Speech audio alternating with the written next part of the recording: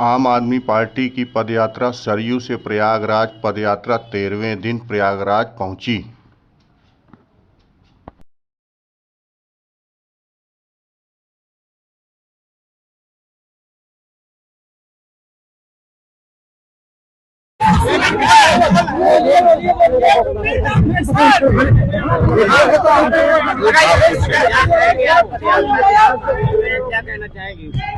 देखिए, ये बेरोजगारी के खिलाफ यात्रा है। पेपर लीक से पूरे इलाहाबाद और पूरे उत्तर प्रदेश के छात्र नौजवान परेशान हैं। आयोग के सामने धरना देते हैं, वहां लाठी खाते हैं। लखनऊ में धरना देते हैं, वहां लाठी खाते हैं।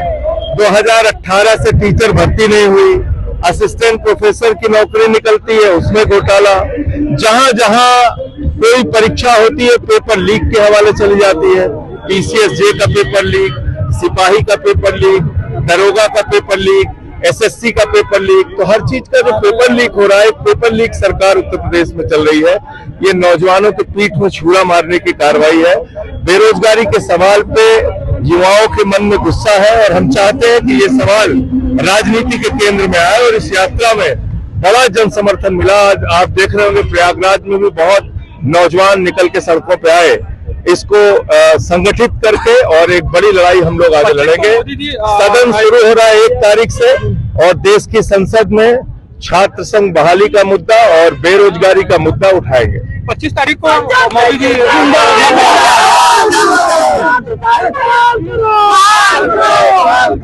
25 तारीख को अयोध्या पहुंच रहे हैं मोदी, क्या कहेंगे उस पर? देखिए, हमारे सवाल अलग है, मोदी जी का काम अलग है। वो चाहते हैं कि नकली मुद्दों के जरिए असली मुद्दों से अपनी जान बचा लें। वो अब होने वाला नहीं है। हमको रोजगार पे जवाब चाहिए, हमको सामाजिक जो भेदभाव फैलाया जा रहा है उस पर जवाब चाहिए, जो दलितों, पिछड़ों, मुसलमानों के खिलाफ नफरत फैलाई जा रही है उस पर जवाब चाहिए। असल मुद्दों पे बात करिए ना। इनके विश्वविद्यालय की फीस 400% बढ़ा दी गई है, कौन जवाब देगा इसका? यहाँ पर एक चीफ प्रॉक्टर ने, मैंने देखा, एक लड़के को डंडे से मार रहा है। कभी इलाहाबाद विश्वविद्यालय में मैंने ऐसी घटना कभी अपने जीवन में नहीं सुनी कि इतनी हिम्मत किसी चीफ प्रॉक्टर की हो जाए कि छात्र को वो दौड़ा के मारे। छात्रों के ऊपर तमाम मुकदमे लगा के उनको जेल में डाल देते हैं, एसओजी लगा देते हैं उनके पीछे। आप युवा शक्ति को ऐसे डरा के धमका के काम नहीं कर सकते।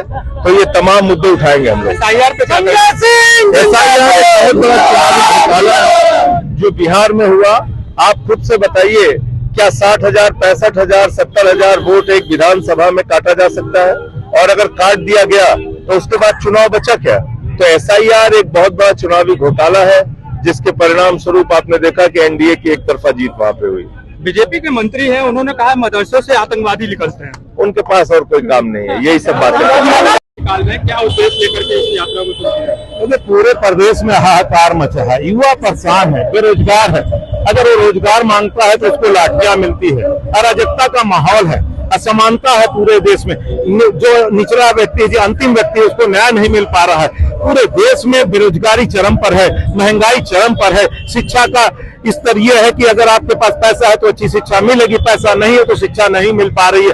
अस्पतालों की स्थिति दयनीय है, या वहां पर दवाइयां नहीं है, डॉक्टर नहीं है। तो पूरे देश में जिस तरीके से योगी सरकार धर्म और जाति के नाम पर काम करना चाहती है, देश को बांटना चाहती है, प्रदेश को बांटना चाहती है, आज अब युवा जाग गया है, अब प्रदेश का मतदाता जाग गया है। अब वो योगी सरकार के तानाशाही रवैये को बर्दाश्त करने की स्थिति में नहीं है।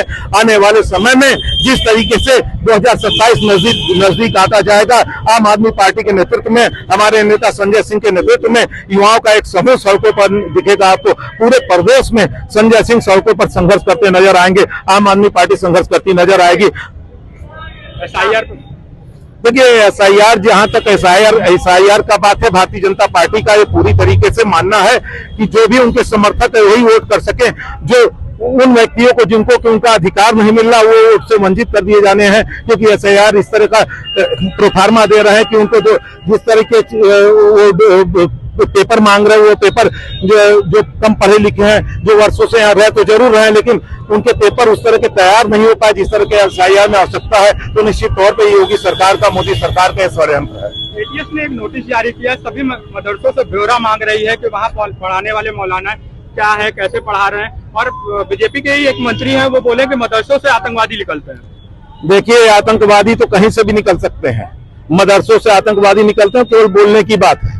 कहीं भी ये सिद्ध नहीं हो सकता है कि मदरसे से आतंकवादी निकलते हैं, स्कूलों से आतंकवादी निकलते हैं, मोहल्लों से आतंकवादी निकलते हैं। आतंकवादी एक सोच है, उस सोच को बदलने की आवश्यकता है। इस देश में जब तक हम शिक्षा और स्वास्थ्य के मुद्दे पर काम नहीं करेंगे, हम देश में जागरूकता नहीं फैलाएंगे कि आप विकास के नाम पर वोट दें, आप काम के आधार पर वोट दें, आप काम की बात करें, शिक्षा की काम करें, आमजन की बात करें, जब तक ये बातें नहीं होगी तब तक ये उनको फायदा होता रहेगा। भारतीय जनता पार्टी उसका लाभ लेती रहेगी। धर्म के नाम पर और जाति के नाम पर लोगों को भड़काकर वोट लेने की राजनीति का एक षड्यंत्र है। मदरसों की बात कर रहे हैं, मदरसों की बात इसलिए कर रहे हैं, उनको पता है कि वहां से उनको वोट मिलना मुश्किल होता है, इस वजह से मदरसों की वो बात कर रहे हैं।